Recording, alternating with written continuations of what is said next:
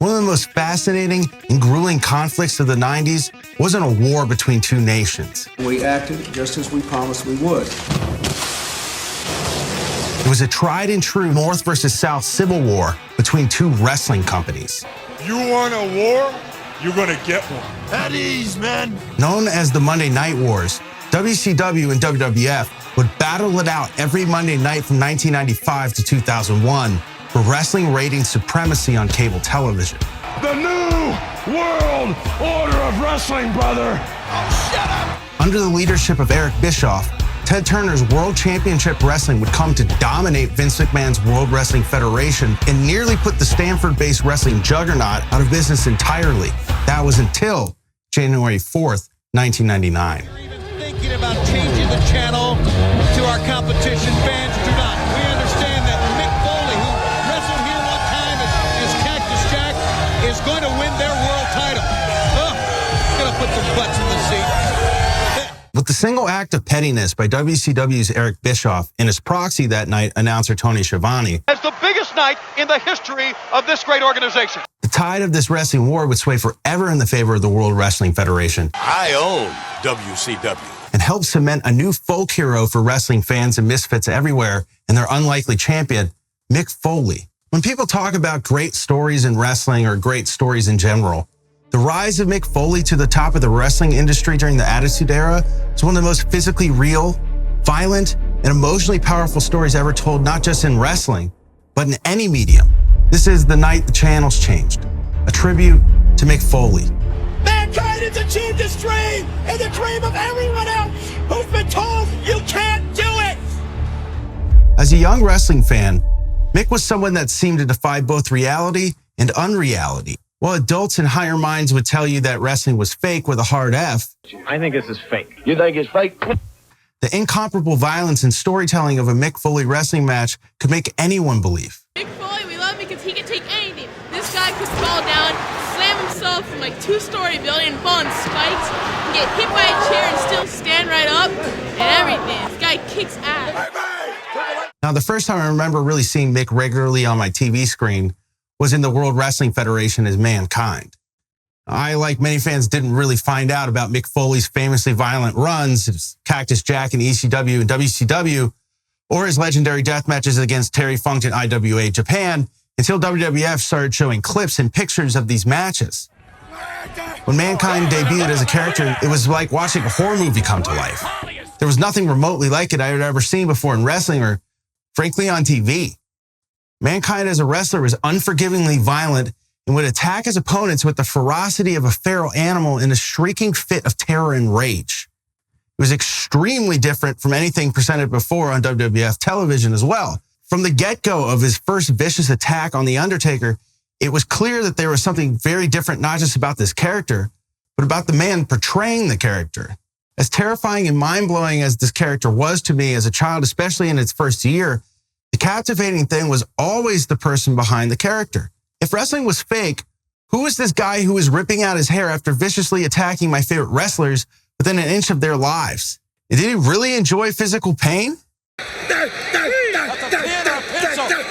don't know if Mick enjoys the pain, but I don't think he hates it. Over time, the more and more the WWF pulled back the layers on the Mankind character and eventually told the story of the man behind the character, there was this duality that started to develop.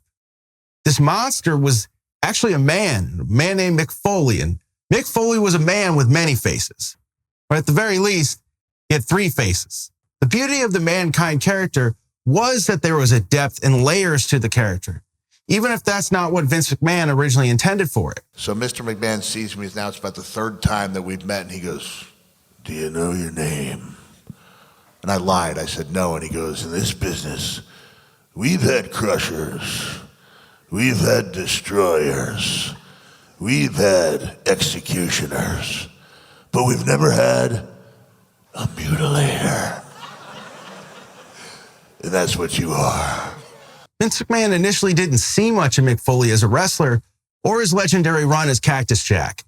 And when he finally agreed to hire him, it was allegedly in an attempt to break the proverbial heart of his head of talent relations, Jim Ross.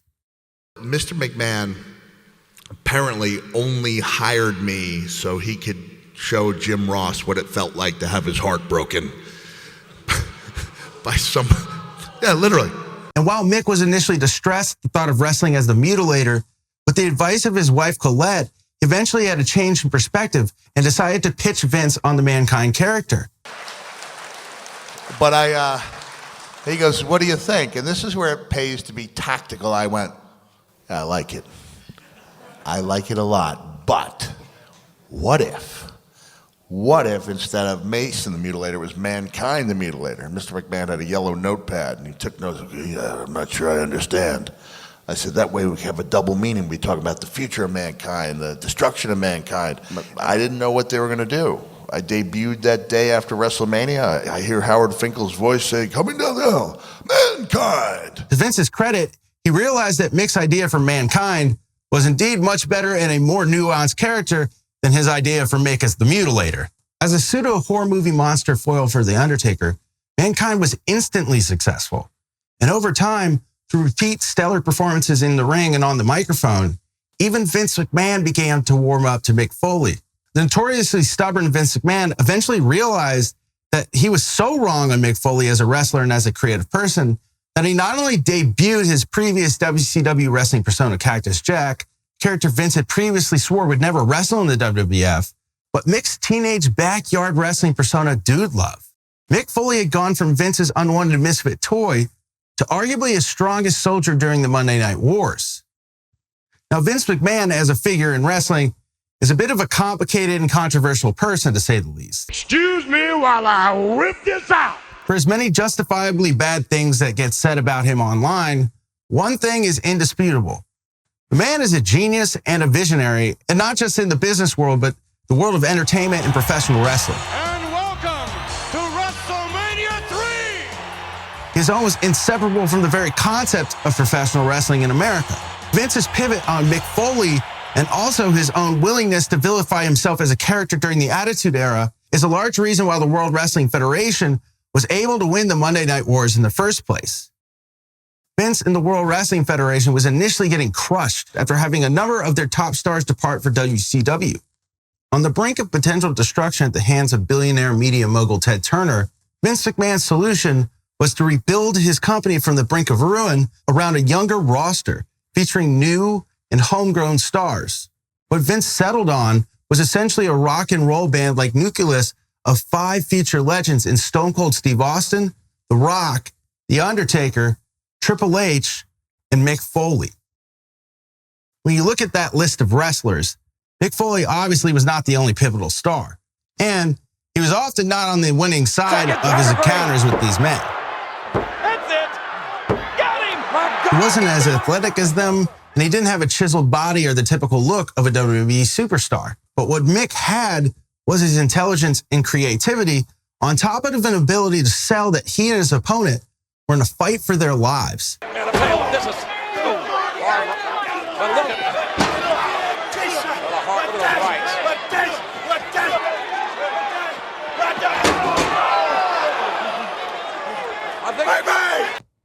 And in violent defeat, Mick would give almost all of these characters more of an edge than they had when they came into the match with him.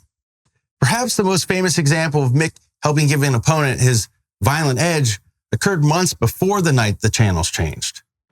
On June 28, 1998, Mankind would battle The Undertaker in what has become known as the most violent match in WWE history, the Hell in a Cell match. Taking a fall not just off a 16-foot cage, but later through it, Mick Foley would defy reality and pull out a performance so violent, so shocking, and so dangerous to his own well-being that it will never be replicated in any mainstream promotion on ethical grounds. While this match is widely considered to be one of the greatest matches of all time, what people forget is that it wasn't even the main event of that night at the King of the Ring. Stone Cold Steve Austin and Kane had to follow that, and Mick Foley interfered in the main event that night. And another thing that many people forget is even though that this is arguably the most famous and impactful match of the Attitude Era, this match didn't exactly have an effect on the business immediately. It took time for the lore of the match to grow and snowball. Even though as a dedicated WWF fan growing up, WCW pulled me in during that era and my dad and I would often find ourselves flipping back and forth. By the time I watched King of the Ring live the night before my 9th birthday, I was floored.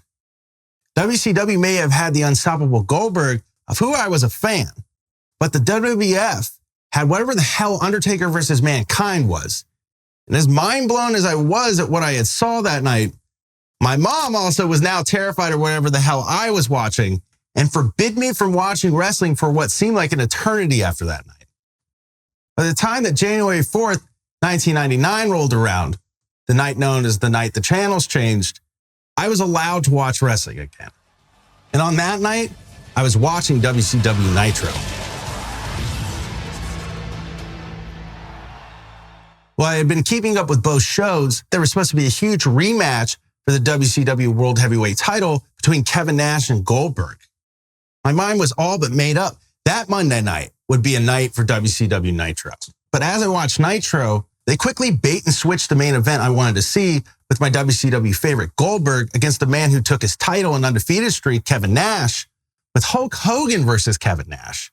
Now, Hulk Hogan was great, and I always loved Kevin Nash, but by that time in WCW, Hogan was a bit overexposed and wasn't exactly having exciting matches.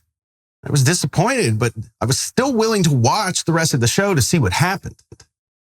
Then I heard lead announcer Tony Schiavonie say something that struck 9-year-old me as very strange.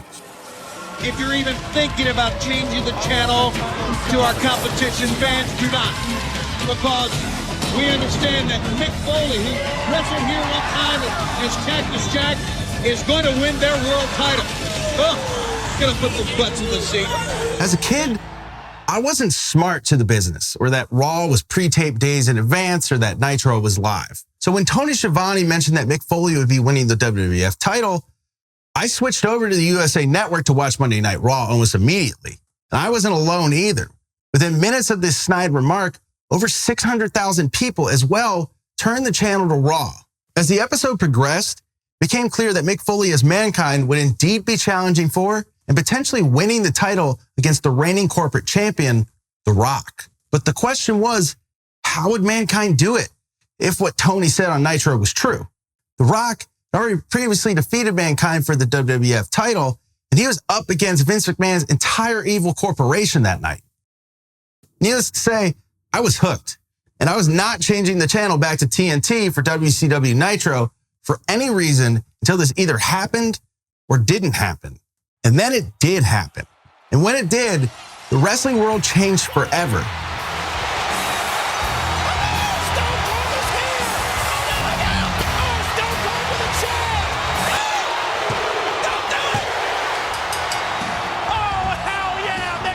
The reaction that night, when Mankind won the title, was without exaggeration the loudest reaction of the era. It was one of those rare moments in wrestling where you could feel the emotion of the moment through your TV. Cole did it!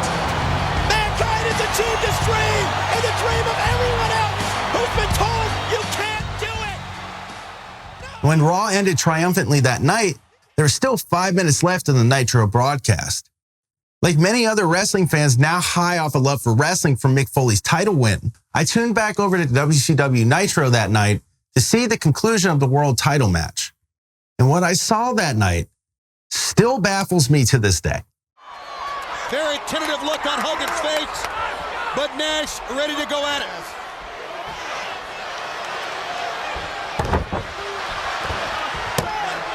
What's going on here?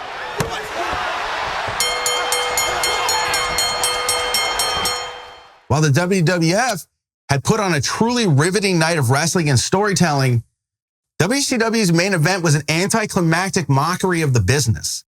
And unlike after the legendary Hell in a Cell match at King of the Ring 98, the impact of that night was almost immediate for the World Wrestling Federation. WCW would never win another week of television against the Stanford-based promotion again, and by 2001, they ultimately would lose their TV deal and be purchased by Vince McMahon for a mere $3 million. The truly special thing about Mick Foley's first title victory, even though it was spoiled, was still the shock and awe of it and how it blurred the lines of reality and fiction. Even when Tony Schiavonie told you that it was going to happen, you still couldn't 100% believe it. Mick Foley was by and large antithetical to the type of wrestlers that Vince McMahon saw as potential champions. This was the same company, McMahon after all, who booked beloved former NWA champion Dusty Rhodes to dance to the ring and wrestle in polka dots. Mick's victory that night was a true breaking of the mold moment for WWF champions. It's one of the rare examples in media of someone truly earning their success with their literal blood, sweat, and tears. The risk of not sounding very cool. I'd like to dedicate this match to my two little people at home and say, Mick Foley did it! And wrestling fans could tell. And they identified with him and still identify with Mick on an intense and deeply personal level because of it. His success at the time was a very real and bloody allegory for the lost American dream as told through wrestling. You worried about that, Dennis? Yeah. Okay, don't worry anymore, okay? And he is arguably still the most universally beloved wrestler of that era among fans for good reason. People will always say that wrestling is fake, but there was something about this victory that felt so real and cathartic that it was an undeniable and genuinely inspiring moment for wrestling fans. The story of Mick's rise from the wrestling industry's black sheep to its reigning Lord and Savior will forever be a uniquely powerful story. That's because, in many ways, it was telling a true story. When you consider again that Vince McMahon not only didn't see Mick Foley ever becoming a champion in the WWF, but that he didn't even want him in the company for years, you start to realize that the story being told on television was 100% based on reality. Well, Mick had arguably the greatest title victory of the Attitude Era. Mick, as a champion, was at best a transitional champion. I'm a transitional champion, but I am the Bret Hart of transitional champions. His first run with the world title, while only 3 weeks long, is still one of the most memorable of the era. And it was punctuated with an arguably even more violent match than the Hell in a Cell, when Mankind squared off again in a rematch against The Rock in an I Quit match for the WWF heavyweight title. Never say I quit. When it's all said and done, Mankind, The Rock is gonna hear you scream, I quit. When you talk about high drama in wrestling matches, in matches that walk the line of what is acceptable, this match comes to mind. Wrestling matches are obviously predetermined, but matches are also often called in the ring, and cues and signals can be easily missed. And that's what happened that night. And it happened in front of Mick's wife and kids.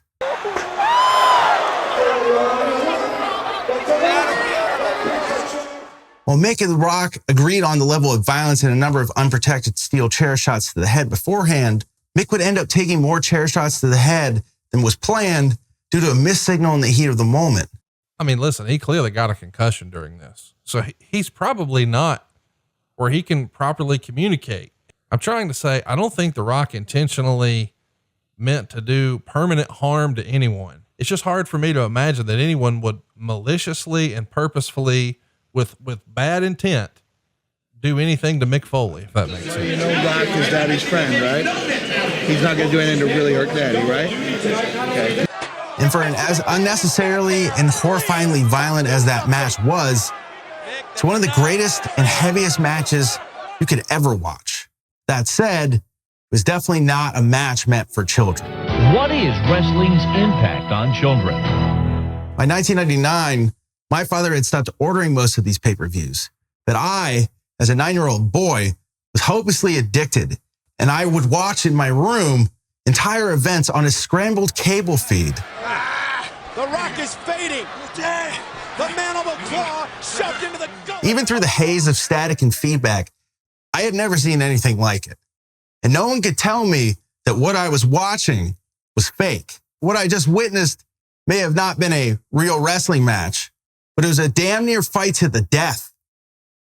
By the time of Mick's first retirement match against Triple H in 2000, Mick had gotten his victory back over The Rock and would win the WWF title 2 more times.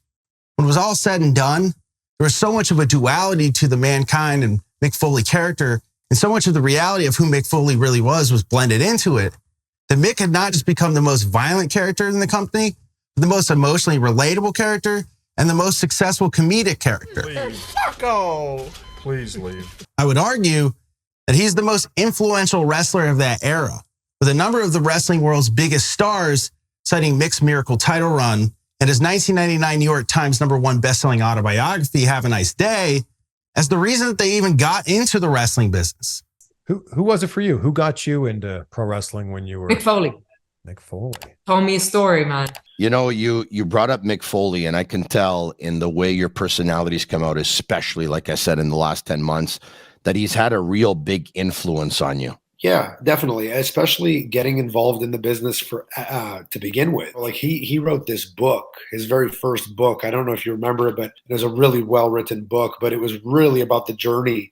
Yeah. He wrote about that, and it was sort of like romantic to me. You know, it was like, wow, this is what it is. I'd also argue that Mick didn't just influence some of the biggest stars of the modern era. In a number of cases, he's personally scouted them for WWE himself. What are your thoughts on the rumors of Mick Foley getting you guys into WWE? Foley came up to both of us, and I think he told Joe first, and then he was like, hey, I told Joe this, and I got this idea. You know, I really like you guys, and I'm sick of all the muscle heads that are on TV. And so he pitched this idea to Vince, I suppose. But the idea was him and Vince, you know, have this, like, you know, this promo war almost, with Foley saying, well, you know, I thought when I wrestled Randy Orton, you know, I thought this is the youngest, most talented, well put together, smart guy in the business, you know, and then I realized he wasn't, and enter me and Joe. As terrifying as Mick Foley was as a monster, Mick Foley as a man was and still is a bright light in the dark world of professional wrestling. When he was putting himself through hell in those matches, he was doing it to try and provide a better life for his family and a better show for the fans that in his mind would be worthy of their hard-earned dollar. He never wanted to phone it in, and he truly wanted to earn his keep as a performer. Did Mick Foley go too far with this? Was he misguided in his thinking? Yes. And Mick, to a degree, will even admit this. Half of you saying, why the hell am I doing this? And the other half saying, this is exactly why I do it, you know? Just that you can't have these matches very often, you'd be dead. Felt very guilty all of a sudden, like really like my priorities were out of order. I feel like a bad dad, and I've never felt like that ever before. Right then, I just felt like I was a bad person. I don't ever want to see my children like that again. Maybe I will be the guy who pulls his sock out of his tights for the next couple of years. People will tell you sometimes that it isn't good to meet your heroes, especially ones from your childhood. But I can assure you, if you're gonna meet one of your childhood heroes, it should be Mick Foley, because he's every bit of a cool and kind-hearted and giving of a person as you're ever gonna meet. And if there's one thing I want to impart with this video, it's that Mick Foley is not just one of the toughest men to ever lace up a pair of wrestling boots. Mick Foley is one of the greatest and most radical artists to ever live. I am but a failed experiment in human sociology, and I can accept that. Thank you for watching, and have a nice day.